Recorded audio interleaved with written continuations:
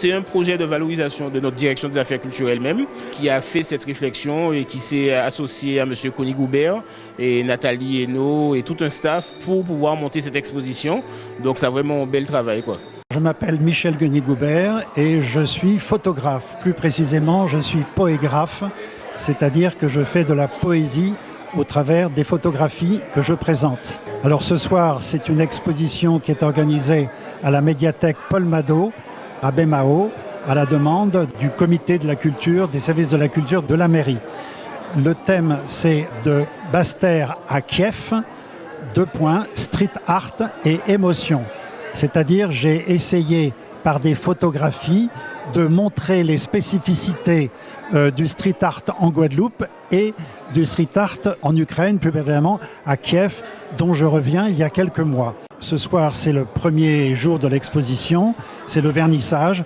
Effectivement, j'ai environ 150 personnes qui sont venues, ce qui est très satisfaisant, et surtout beaucoup d'artistes, des élus et des gens qui aiment l'émotion, qui aiment l'art, et qui, pour certains d'entre eux, découvrent la photographie. Il s'agissait pour nous déjà de pouvoir continuer dans notre politique de pluralité en termes d'animation artistique, de proposition aussi.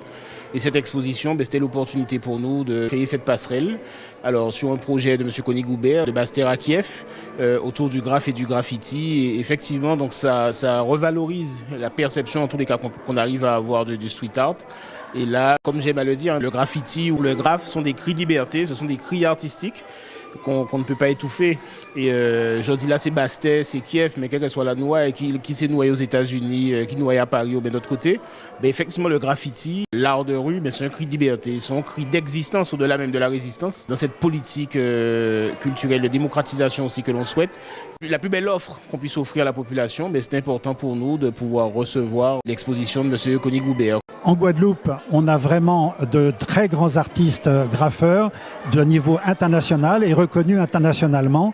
Le street art évolue depuis une quarantaine d'années en Guadeloupe à l'initiative de Dan Groover, qui a été le premier graffeur, qui se faisait courser par la police, confisquer son matos.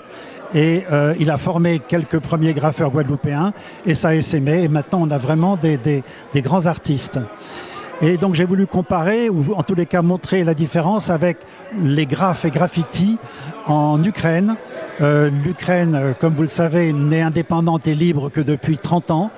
Donc les graphes et graffitis, enfin ce sont surtout des graffitis, sont des cris de liberté. Les gens veulent exprimer ce qu'ils ressentent, ce qu'ils ont dans le cœur, une aspiration à la liberté. Donc ça quand met en valeur aussi des travaux à des boucs qu'on rouvre. C'est des boucs qui l'antigènent, en tout cas, c'est des boucs qui l'antigènent, qui ont marqué nous, des graffitis, et puis ça date d'il y a plus de 20 ans. Mais non, au-delà de ça, près de 30 ans même. Donc j'ai envie de dire aujourd'hui, là, ça bien, on y Houdini, on y Pac-Man, on y d'autres qui ont fait des belles travails. Et on voit aussi ces cris de liberté, on arrive à les voir ailleurs.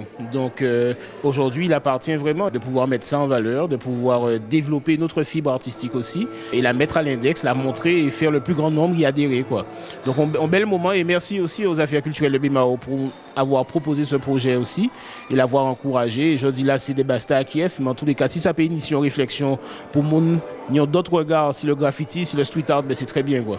La qualité des graphes en Guadeloupe est de très haute qualité parce que en Guadeloupe, les artistes ont quand même les moyens d'acheter du matériel, des bombes.